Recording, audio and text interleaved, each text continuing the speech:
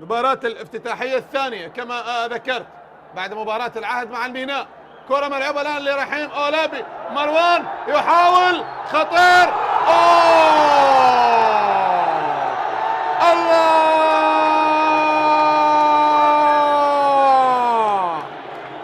هو السيد، هو السيد، سيد مروان، سيد مروان يضع الكرة.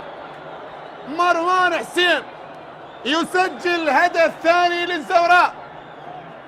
برافو للنوارس، هدف ثاني للزوراء عن طريق مروان حسين، يضع الكرة الثانية مع بداية هذا الشوط الثاني.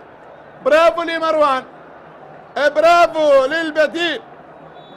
دقيقة 54 من عمر المباراة يسجل فريق الزوراء الهدف الثاني، وفرحة مروان بتسجيل الهدف.